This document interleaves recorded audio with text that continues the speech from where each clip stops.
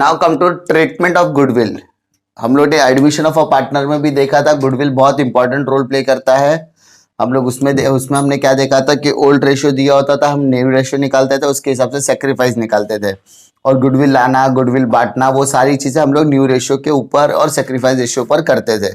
लेकिन यहाँ पर भी गुडविल का उतना ही ज्यादा वैल्यू है, लेकिन यहाँ पर गुडविल का कॉन्सेप्ट थोड़ा सा मिनिमम है, क्योंकि गुडविल हमने कैसे कैलकुलेट करना है वो एडमिशन में सीखा हुआ है।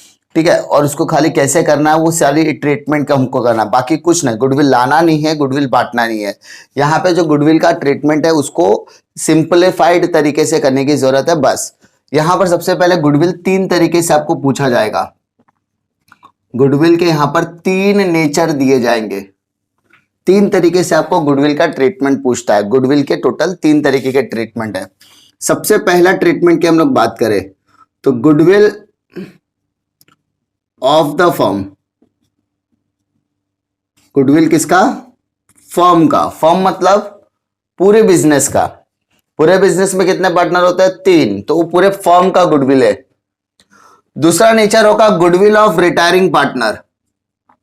Goodwill of retiring partner. Retiring partner मतलब जो पार्टनर रिटायर हो रहा है उसी का गुडविल। और तीसरा goodwill appear in balance sheet. Appear in balance sheet. In total कितने तरीके से होता है? सिर्फ 3 नेचर में आपको गुडविल पूछा जाएगा। पहला गुडविल ऑफ द फर्म, दूसरा गुडविल ऑफ रिटायरिंग पार्टनर, और तीसरा होता है goodwill appear in the balance sheet. ये 3 में से कोई एक तरीके से आपको गुडविल का ट्रीटमेंट पूछा जाएगा। गुडविल ऑफ द फर्म का मतलब क्या होता है? यहां पे पूरे बिजनेस की बात हो रही है। यहां पर किसकी बात हो रही है? पूरे बिजनेस की बात हो रही है। तो पूरे बिजनेस में ऐसा हमको पता है कि ओल्ड रेशियो भी आता है और न्यू रेशियो भी आता है ना? क्योंकि पूरे बिजनेस में अगर 3 पार्टनर है तो 3 पार्टनर का ओल्ड रेशियो भी होगा, और तीनों जाने के बाद अगर कोई एक पार्टनर रिटायर हो गया तो उनका न्यू रेशियो भी होता है। तो हमको उसी तरीके से करना है। और जो नया रेशियो यानी जो बिजनेस में कंटिन्यू करो उसको हम लोग क्या बोलते हैं? कंटिन्यूइंग पार्टनर बोलते हैं। ठीक है, तो यहां पर गुडविल ऑफ द फर्म की जब हम लोग बात करेंगे, गुडविल ऑफ द फर्म, तो यहां पे आपको 2 चीजें देखनी है। पहला, गुडविल रेज्ड बोला है क्या? अगर गुडविल ऑफ द फर्म में गुडविल रेज्ड बोला है तो क्या करेंगे?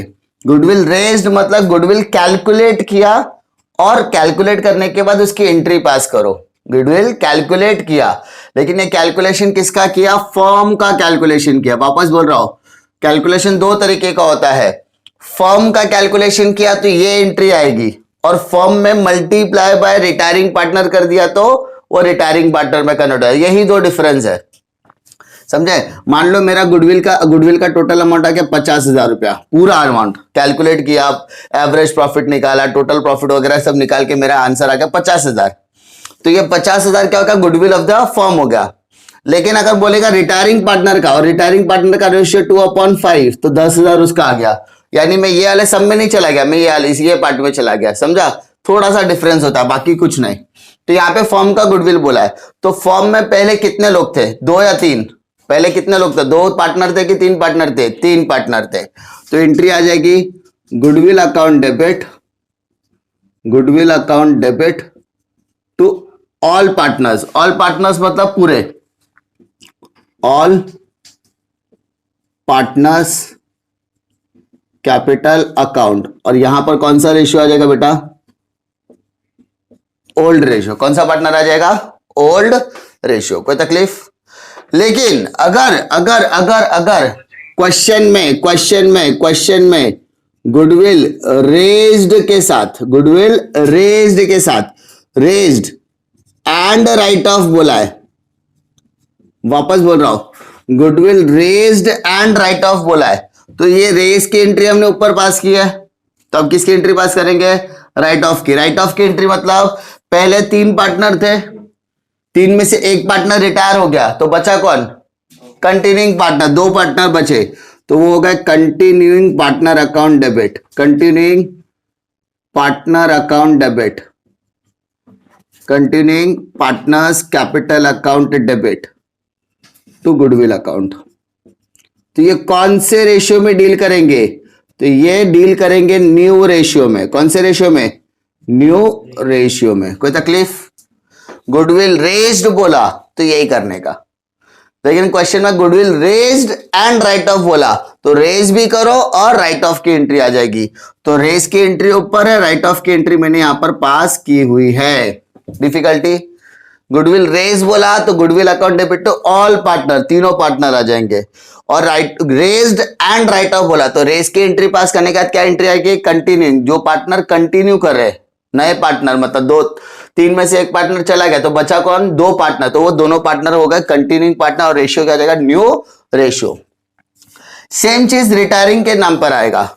गुडविल निकाला, गुडविल ना निकालने के बाद जो रिटायरमेंट ले रहा है पार्टनर ना, उसका हमने गुडविल कैलकुलेट करना है। तो in that case goodwill retiring करने के बाद ऐसा बोला, गुडविल रेज्ड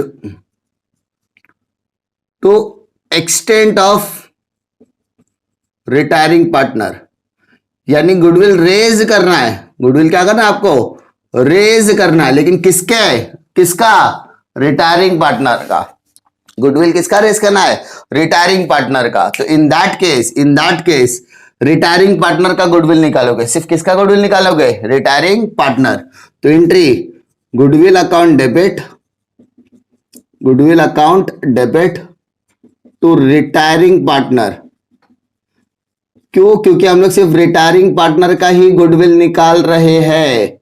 हम लोग सिर्फ किसका गुडविल निकाल रहे हैं? रिटायरिंग पार्टनर का। वापस बोल रहा हूं, ये में इसमें क्या था? गुडविल पूरे बिजनेस का था, इसमें गुडविल सिर्फ रिटायरिंग पार्टनर का है। अब सेम चीज, goodwill raise to the extent of retiring partner and write off, यानी गुडविल रेज भी बोला और गुडविल राइट ऑफ भी बोला। Goodwill raised and write off to the extent of retiring partner, यानी जो रिटायरिंग पार्टनर है उसका रेज भी करना है और उसका राइट ऑफ भी करना है। तो क्या करोगे? तो सबसे पहले वापस बता रहा हूं, रेज का एंट्री मैंने लिख दिया ऊपर, तो किसकी एंट्री पास करनी है? Right of. अब मुझे बताओ, रिटायरिंग करने के बाद, रिटायरमेंट लेने के बाद बचा कौन? दो पार्टनर। तो वो दो पार्टनर को हम लोग क्या कहेंगे? Continuing partner. तो continuing partners capital account debit to goodwill. लेकिन यहां पर आ जाएगा आपका गेन रेशियो, क्योंकि भाई रिटायरमेंट वाला पार्टनर जाने के बाद उसका हिस्सा ये दोनों में बंटने वाला है। यहां पे रेशियो क्यों नहीं आया? क्योंकि यहां पे सीधा रिटायरमेंट वाले पार्टनर का नाम ही आएगा, लेकिन यहां पे कंटिन्यूइंग, तो कंटिन्यू मतलब जो पार्टनर कंटिन्यू कर रहे हैं उनका नाम आएगा। तो उनको प्रॉफिट कैसे मिलेगा? उनको प्रॉफिट मिलेगा गेन रेशियो। अरे मेहनत किया तीनों ने, बहुत मेहनत से बिजनेस खड़ा किया। बिजनेस खड़ा करने के बाद दिन का 40 रुपया तो उनको मिलता ही है। अब सी यहां से पार्टनर रिटायरमेंट लेगा तो ये 40 रुपए का बेनिफिट किसको मिलेगा? ये 40 रुपए का बेनिफिट मिलेगा ए और बी को। तो ये 60 और 60 में डिवाइड कर देंगे ना, यानी 40। तो इनको पहले 40 तो मिलना ही था, उसके अलावा 20-20 रुपए का प्रॉफिट मिल रहा है, क्योंकि ये 20 रुपए क्या है? रिटायरमेंट वाले पार्टनर का है। तो रिटायरिंग पार्टनर क्या कर रहा है? रेज करके राइट ऑफ का है, तो राइट ऑफ में ये दोनों को क्या मिलेगा? फायदा, 20 रुपए का फायदा। तो उसको बोलते हैं रेज्ड एंड राइट ऑफ। सिर्फ रेज्ड बोला एक एंट्री, रेज्ड के साथ राइट ऑफ बोला तो ये दूसरा एंट्री भी आएगा। सिर्फ रेज्ड बोला तो एक एंट्री ऊपर वाला, रेज्ड के साथ राइट ऑफ बोला तो दोनों एंट्री आएगा। समझा? बट हम लोग को क्या देखना है? गुडविल रेज्ड किसका? फर्म का बोला है कि रिटायरिंग पार्टनर का बोला है, ये दोनों ध्यान देना पड़ेगा। ठीक है, कोई तकलीफ है ना? देख दोनों एंट्री कंपेयर करो। फर्म बोला है तो ऑल आ गया, फर्म बोला है तो ऑल आ गया, रिटायरिंग बोला तो रिटायरिंग पार्टनर आ गया। राइट ऑफ के टाइम पे देखो एंट्री सेम है, सिर्फ फर्क क्या है? फर्म के टाइम पे न्यू रेशियो आ गया और रिटायरिंग के टाइम पे गेन रेशियो आ गया, यानी एंट्री आपका सेम ही रहने वाला है। ठीक है।